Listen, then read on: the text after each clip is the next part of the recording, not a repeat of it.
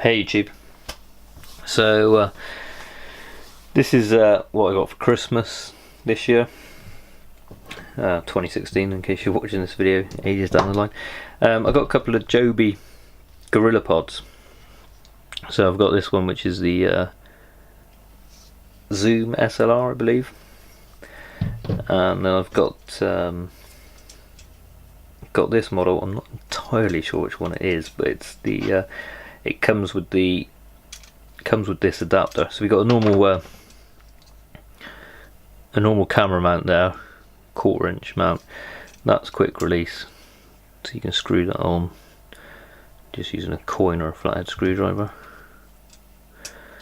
Clips in, and it does lock. You can turn that to lock that so it doesn't fall out, because you can get generic versions of these, copies, rip-offs, whatever.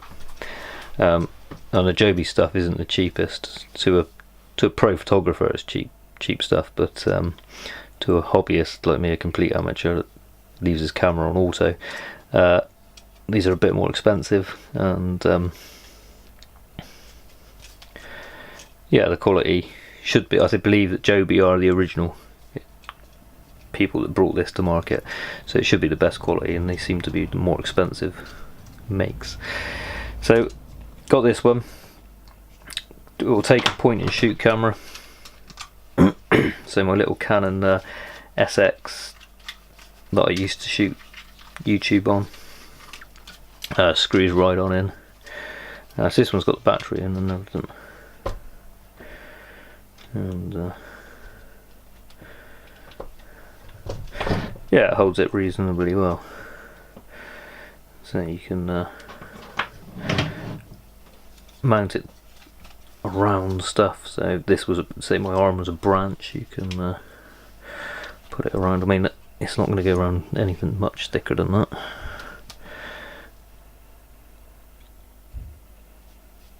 But it'll hold it. Obviously it's just slipping on, just pulling my jumper. These bits are rubberized, so they do grip, and it holds it reasonably well. This version has the magnetic ends, and I did try it holding my phone attached to the fridge. Now you need all 3 contact points, but it did hold it, and yeah, it worked fine for that. So I mean, the benefit, really, this is more for my phone than a little camera, and the iPhone 6, and I guess all the newer ones, does time lapse, which is quite good. It's not exactly the most advanced. It does it all itself, and you can't pick the length of the clips. I think they're all the same, a minute clip or something. But it does do it quite well. And mine's the iPhone 6 Plus, I think. So it is a larger one, and it holds that fine. Like I said, it held that magnetically onto the fridge. Worked really well. What it doesn't do is nowhere near taking an iPad. And got a little Samsung tab thing here, which is kind of the equivalent of a iPad mini, and it won't take that either.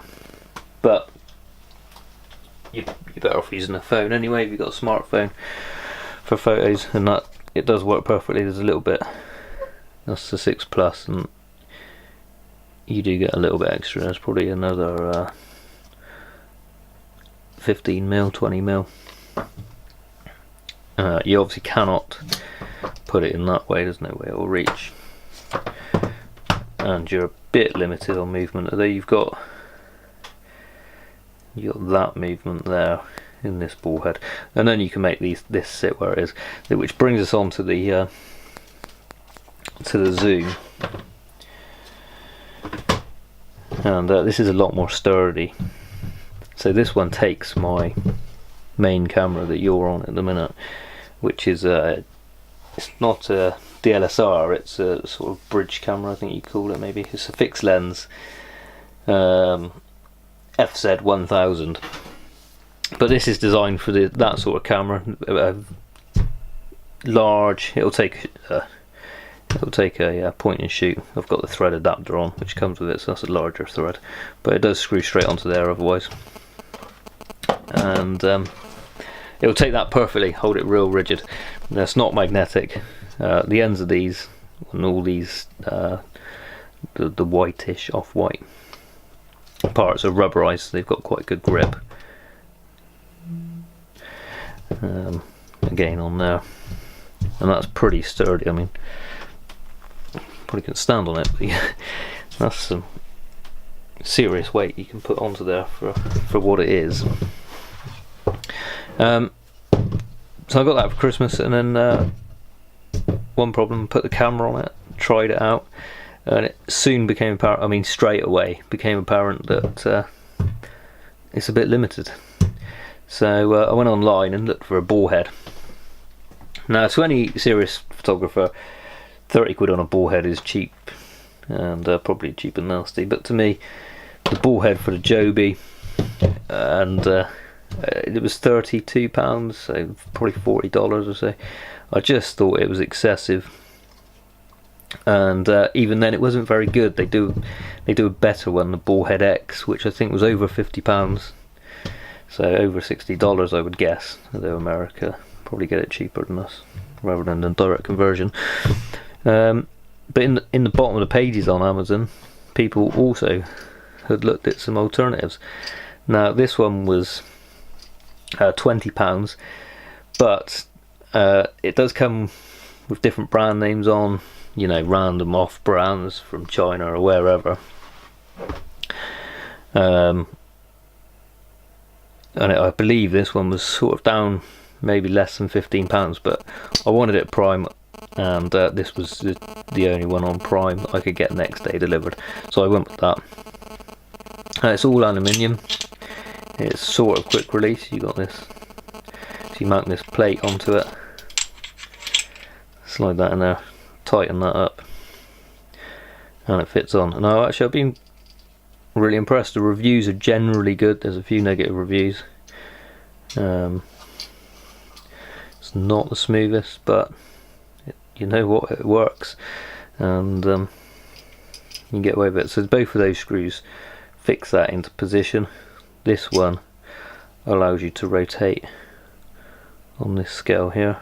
It's marked up if you need it for whatever reason, and it's got the larger thread, which is why I got the thread adapter. It's got the larger thread in there, so you just thread it on. One thing to note, this particular one, it appears that this insert is glued in, and the glue had gone into the thread, so I've had to clean that out with a screwdriver. It was a bit of a pig to do as well. So when I first shot this video, that wouldn't happen, and I had to start again. But there we go, it screws on. It actually goes on really nicely. It looks very similar, if you look online at the Joby one, it looks very similar to it. Fits on there. Pop your camera on and twist away, put the camera where you want. So if you mount the Joby sideways onto something, onto a branch, you can put the camera back upright. It's needed. I cannot see how they sell the Joby without the ball head, and to me the price just is too much. I'm sure the Joby one is better, and if you've got that money and you're serious about photography, by all means get it. But to me, for an amateur, this is just fine. I don't know how long it will last. Now, there seems to be sort of a fabric in there trying to make it smooth, but everything feels pretty good. It's all sturdy. One thing I will note, I don't know if the rest will be like this, but this one, that wasn't that one, sorry, it was this one. So we get it to focus. When you turn it, the rubber turns. I mean, it is tightened up, but the rubber turns rather than the screw. It comes undone, but just, I mean, the whole idea of the rubber is get extra grip, so you can get extra torque on it. But that one does it. I don't know whether these will over time. At the minute, you get more than enough force on it. I don't think you need to do it up that tight. That is absolutely solid. I mean, I've had the camera mounted on it, and it doesn't move. Although this one, I bought two because I'm going to use one here. If you could see the one that the camera is on presently, the ball's about that big. It's clearly not designed for the camera I've got on it, and to be quite honest, it was struggles with something this size. So there's that one. Like I said, it was £20, and then this one was cheaper again. Let me just call up the Amazon. So there it is. You want to see this right fraction.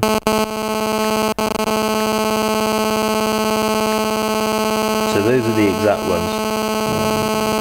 Amazon, and there's the adapters if you need them are sold on there for, you know, a few quid. So yeah, this XC source is the one I've actually been using. I've taken it out today with it, and it feels slightly smoother, but the ball is smaller. You can see this one's greased up, which I don't think, there's no grease on the other one, but then you've got the fabric in there, so it sits on the fabric rather than the metal to metal. You can see the size difference. This one has got a smaller ball on it. I said this is the cheaper one at £16.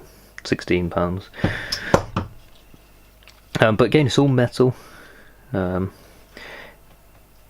isn't 2-point on the ball, so you've just got this one handle here which locks it down. But I've had this camera on it, and I've got no doubt that this will hold a DLSR. No worries. Possibly when you get to the pro ones it may struggle, but if you put in a £5 camera on a £14 pod, you're probably pretty crazy. So you know, that any serious one would get the decent one, but for any sort of amateur like me, I just can't see how you can justify the price of the Joby ones. So that has got a quick release as well. I think I prefer this mount, to be quite honest with you, even though it's a cheaper one. It clips in, clicks really, I mean, it's solid in there, works really well. You got that bar which stops the quick release coming out, so you can double lock it, and then you pull that and it pops out. This little lug comes out spring loaded, so when you clip it back in, that automatically comes down. You can just tension it if you want and then lock it, and you don't need to put that lock in if you're going to be quickly using it. And that handle on there feels pretty sturdy, holds it nice and tight,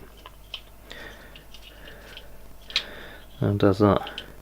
So yeah, there they are. So I would recommend those two. If you've got the money for the Joby and you don't mind spending it, by all means go for it. I'm sure it's better quality, but both of these are really good, and I would still go with the cheaper one. So this one was the £16 one, this one was the £20 one, and I'm really pleased with both of them. But yeah, the cheaper one is absolutely fine. You got the notches in them, so you got full 90-degree movement if needed. There's no problem with the thread on this one either. This one went straight on.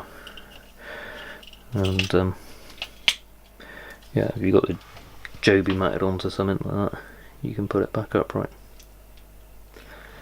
Works a treat. So I might just flick over to my Canon and put this camera on, and I'll just roll this in at the end.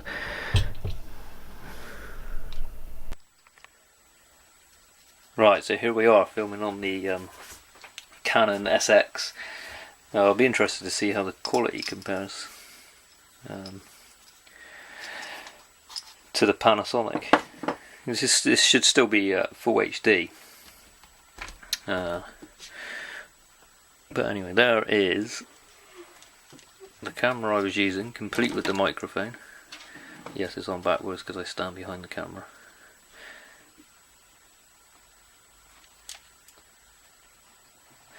And yeah, just to show it's got the battery in.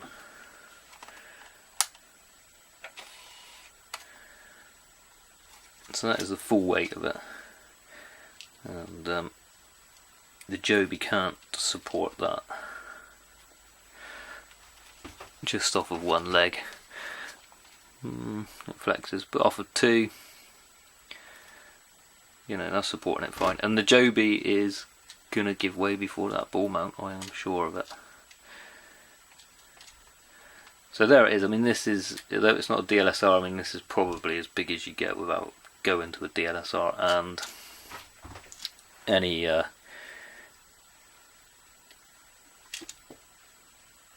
small DLSR with a normal lens will fit fine on it, I would think. So because this has got a fair size lens, 25 to 400, awesome zoom, also a good little camera, really pleased with the camera. But yeah, so there we go. That's that proves it goes on it. I won't even bother putting it onto the other mount. This is the cheap one, the £14 one. It's the one I would suggest you buy. That is more than strong enough. So if I just loosen it off, okay, you can fully articulate it. That was at the end of stop, so I didn't need to tighten it up. But there we go. And yeah, just the quarter of a turn holds that thing solid. The movement is actually in the flex of the legs, and I've no doubt this one will be even stronger. But it's not needed. That thing is perfect for it.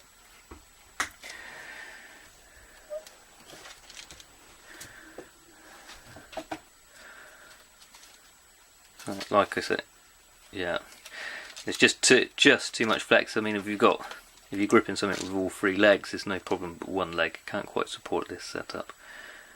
If you've got a smaller camera or a smaller lens on a small DSLR, no problem at all. But yeah, that was my Christmas presents this year, or part of them, along with the US Marine Corps knife in the corner there. And hopefully that video was either interesting or useful. Anyway, thanks for watching. Bye.